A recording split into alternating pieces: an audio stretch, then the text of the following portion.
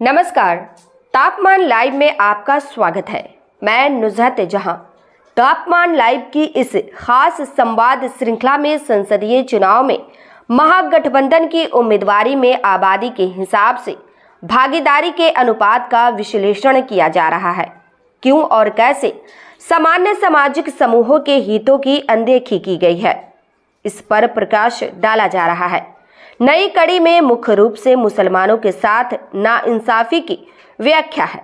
सत्ता और सियासत में मुसलमानों के साथ ऐसे व्यवहार का यह कोई नया मामला नहीं है। एक दो अपवादों को छोड़ दे तो इसे आबादी के हिसाब से हिस्सेदारी कभी नहीं मिली है। गौरतलब है कि बिहार में मुसलमानों की आबादी 17.7% है। यहाँ की राजनीति में इस समुदाय को राजद का आधार स्तंभ माना जाता है।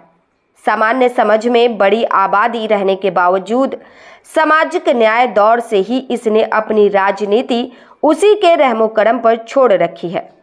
कहने को यह राजद के माय समीकरण का महत्वपूर्ण हिस्सा है, पर उसकी सत्ता और सियासत में इसे कभी समुचित भागीदारी नहीं मिलती है। मिलते हैं तो सिर्फ नाइंसाफी को ढकने वाले भावनात्मक बोल। ताज़ा उदाहरण देखिए, जहां खुद देना था वहां 40 में 4 देकर हाथ समेट लिया गया।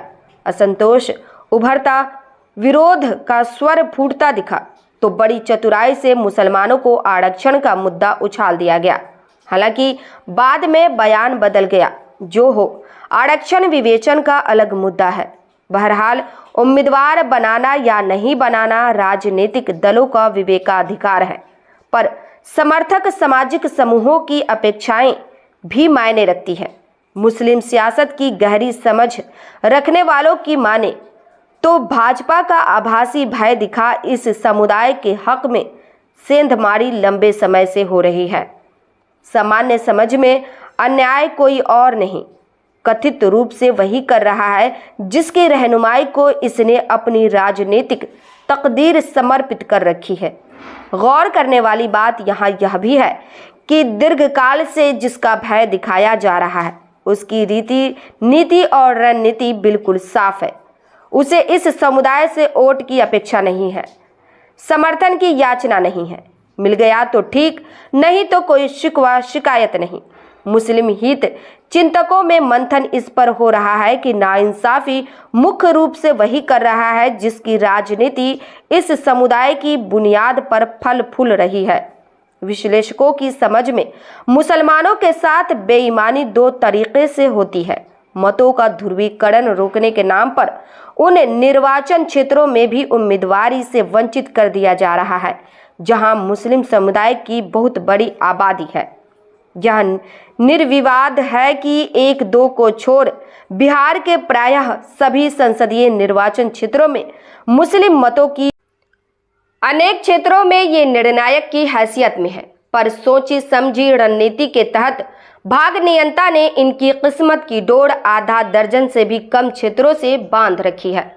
इस बार तो हद हो गई। 17.7% आबादी को मात्र 4 सीटों में समेट दिया गया। उन 4 में 2 राजद के हैं। यह सब तो है ही, मतदान में छल की चर्चा भी खूब होती है, इस रूप में कि मुस्लिम मतों के मुकम्मल समर्थन से राजद और उसके सहयोगी दल के यादव या फिर दूसरे समाज के उम्मीदवार तो बुलंदियां छू लेते हैं, पर उसी राजद और सहयोगी दल के मुस्लिम उम्मीदवार को आमतौर पर उन जातियों का संपूर्ण साथ नहीं मिलता है। अधिसंख्य लोग दूसरी धारा में बह जाते हैं। परिणाम स्वरूप मुसलमानों की बड़ी आबादी रहने के बाद भी कामयाबी दूर रह जाती है। इसके एक नहीं अनेक उदाहरण गिनाए जाते हैं। मुस्लिम हित चिंतकों के मुताबिक सिवान, दरभंगा, अररिया, कटिहार आदि क्षेत्रों में ऐसा ही होता रहा है। इन क्षेत्रों में माय यानी मुस्लिम और यादव मतों की जो संयुक्त संख्या है, मतदान केंद्रों तक एकजुटता बनी रहे तो फिर मुस्लिम उम्मीदवारों के बेड़ा गर्क होने का कोई खतरा रह ही नहीं जाता है। पर अधिकतर मामलों में मतदान केंद्रों में वैसी एकजुटता रह नहीं पाती है। वहां जाति की राजनीति करने वालों की पकड़ ढीली पड़ जाती है। जीत भाजपा या उसके सहयोगी दल की हो जाती है। इसे रोकने के लिए जातियों पर पकड़ मजबूत बनाने की पहल न कर मुसलमानों को मैदान में उतरने से रोक दिया जाता है। इधर इस नाइंसाफी के खिलाफ मुसलमानों में आक्रोश तो उबलता दिख रहा है, पर विकल्पहीनता खामोश रहने को मजबूर कर दे रही है।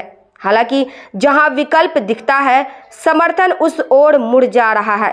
पूर्णिया और सिवान इसके दो बड़े उदाहरण हैं।